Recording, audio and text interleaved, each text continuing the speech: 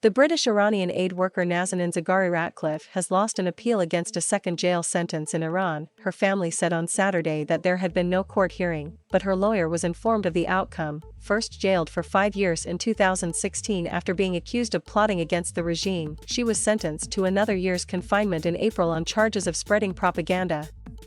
She spent the final year of her term on parole at her parents' home in Tehran, but concerns have been raised that Mrs. Zaghari-Ratcliffe may now be sent back to prison. "I don't think it will happen immediately, but I think it's only a matter of time. She's being used as a bargaining chip," he added. Mr. Ratcliffe has not seen his wife in person since her imprisonment in 2016. Their daughter, Gabriella, who was with her mother in Tehran when she was arrested, has been with him in the UK since 2019. MP Tulip Siddiq, who represents the family's North London constituency, also warned that Mrs. Zaghari-Ratcliffe could now be returned to prison at any time.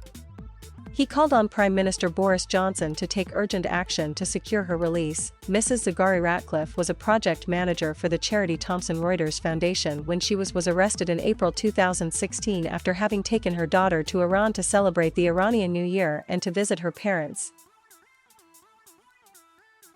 Iranian authorities alleged that Mrs. Zaghari-Ratcliffe was plotting to topple the government in Tehran, and Iran's Revolutionary Guards accused her of leading a foreign-linked hostile network when she visited. She completed a 5-year sentence in March this year, only to be slapped with a fresh 1-year jail term for propaganda against the system.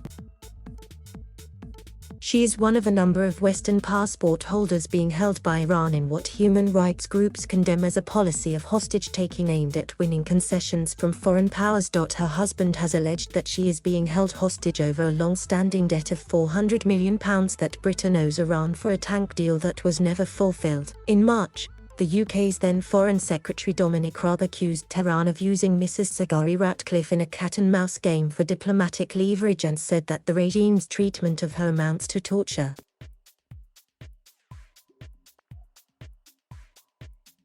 Thank you for watching. Please subscribe.